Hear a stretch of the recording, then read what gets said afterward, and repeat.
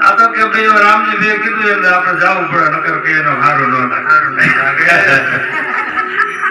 એટલે ભાઈ એના માટે હારું લગાડવા માટે નથી. જરાક સમજો, વાત ને સમજો. હા, નહીતર આમાં પાર ઉતરાય એવું નથી એમ. એટલે આપણને ખરેખર આપણા ઉપર કઈક દયા કૃપા હશે પરમાત્માની. આપણને આવા બધા ગુરુ મળ્યા છે, નકર ક્યાંય ભટકતા હોય હે કે આપણને પાછા ચડાવી આપણી ગાડી, પણ છતાંય ભાન પડતી નથી. આ જીવને કહેવા માટે સમજાય અને સત્યના માર્ગે વારવા માટે સંતો કેટલો પ્રયત્ન કરે છે. તમે જોવો તો ખરા, ગમે ત્યારે ગમે તેને બોલાવો, બરોબર, હાજર હોય હે.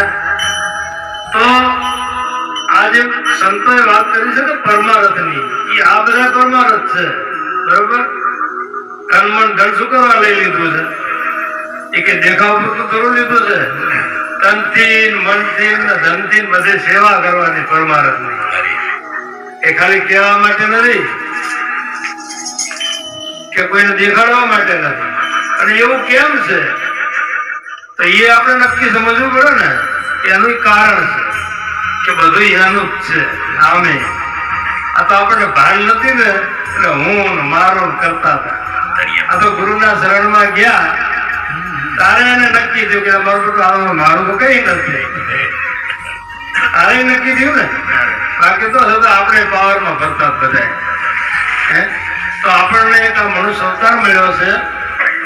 તો સંતોએ ઘણી ઘણી રીતે વાણીમાં સત્સંગમાં બહુ ઠપકા આપ્યા છે.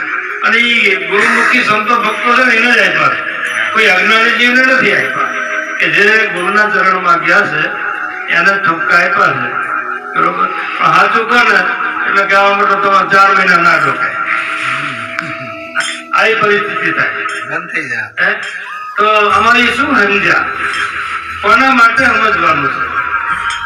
આપણે આપણું કહેવા મતલબ વિચારવાનું છે, બીજું કઈ ધ્યાન કરવાની જરૂર જ નથી. આપણે કહીએ છીએ ખરા, વાતો કરીએ છીએ, પણ એમાં ધ્યાન કરતા નથી પોતે પોતાના સમજમાં. આ તો નરસિંહ મહેતા જેવા મહાન પુરુષ હોય, જલારામ જેવા હોય, સવા ભગત જેવા હોય, બરોબર, એ બધા આમ ટકોરા મારી મારી કહી ગયા છે.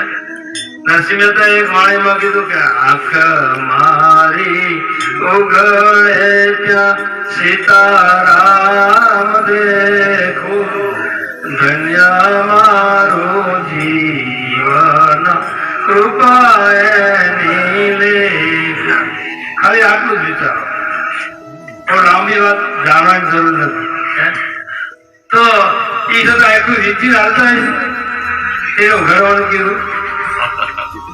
વિચારવું છે ને કે આંખ મારી ઉઘડે ને તારું સીતારામ દેખું, એ ધન્ય મારું જીવન કૃપા એની લેખું. તો એ કોની કૃપા કહેતો હોય છે? ગુરુ સિવાય બીજું કોઈ હોય? એટલે એના ગુરુની કૃપાથી એને ખબર પડી જઈ હતી કે આ એક દેખતા છતાં આંધળી છે. શું છે? દેખતા છતાં આંધળી છે, બરોબર.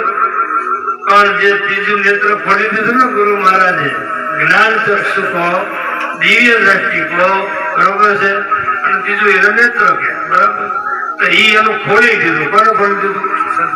સદગુરુએ. એટલે એને કીધું કે આંખ મારી ઉઘડે સીતારામ દેખું, ધન્ય મારું જીવન કૃપા એની લેવું. તો સીતારામના 2 હાથ હતા.